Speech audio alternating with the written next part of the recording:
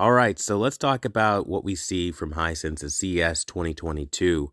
You have the U6H. It's got some pretty major upgrades, I'd say, in the way of you're getting hands-free voice control, which usually is seen on the more expensive televisions.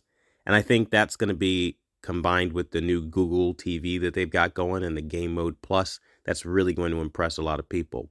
Now, additionally, it goes up to 85 inches, which is huge because a lot of you guys want 85-inch TVs, but you want them on the cheap. This is probably going to be your guy. It's also important to note that the most immediate sizes will be the 55, 65, and 75. I'm imagining the 85-inch size will come further down the road because that's not something that they have right out the gate. Now we have the U7H, and this is the one that will readily have the 85-inch size because you guys were really adamant about not having enough screen size on this unit. So yeah, that's something that you're going to see an improvement of. You're also going to see, again, similarly, the hands-free voice control stuff. Don't know if I mentioned it, but the U6 also has the hands-free voice control this year, which is great because like the entire line now has that. So that's wonderful. You have the game motion option, the game motion plus option here. I mean, really, it's pretty much the same thing you saw last year, just with now the brand new built-in next gen TV tuner that everybody is like going goo goo gaga for. Personally, I don't understand the excitement for it, if I'm being completely honest here.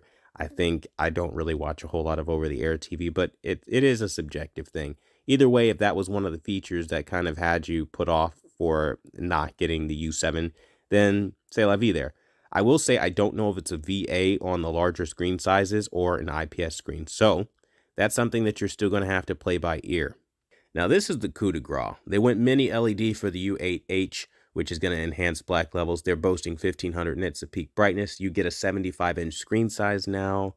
I mean, really, they've kind of listened to a lot of the feedback they got, and I hope that that translates into something great for us. They have what they call a Gamemode Pro feature this year. I don't know what that's all about. Supposedly, they have this reworked processing chip that's going to be manufactured or mass produced the first quarter of this year. We've got to see. I don't really know what that's going to look like. But again, it's pretty much outside of that, everything that you had last year, which is good because that means that those TVs, the U8G, the U7G, these TVs aren't exactly going to be useless just because something new comes out. It's just adding to their options, which is, again, pretty decent. Now, moving on from that, you have their flagship model, which is the U9H. It's a mini LED television, but it only comes in a 75-inch. I don't know why they do that, but that's something that they are doing. Now, I don't know how viable of a unit this is going to be, if I'm being honest with you.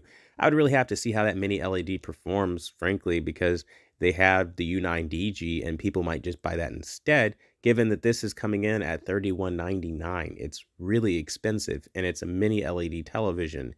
And I just don't see how 1280 zones kind of beats out the over 2 million that they were advertising on the prior U9. I would not know how that would play out. But I think that, in my personal opinion, this is a massive downgrade from where they were with over 2 million zones approaching OLED level of contrast control. So, to charge that same price point just does not add up or make any sense to me whatsoever. But again, I'm not an engineer. I haven't seen the TV and I don't know what it does.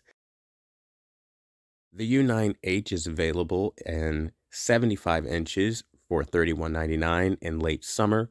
And I think that's going to be one of the things that's really going to be irritating for a lot of people again. But we can look at the price point of the U8H. It's going to be in midsummer and it's going to be starting at $1,099, just like we saw last year with the U8G. It's going to have the 55, 65, and 75-inch screen sizes. U7 is going to be midsummer 2022. All of these are 2022, and it's going to be $799 for the 55, 65, 75, and 85 inch. Then you have the U6H.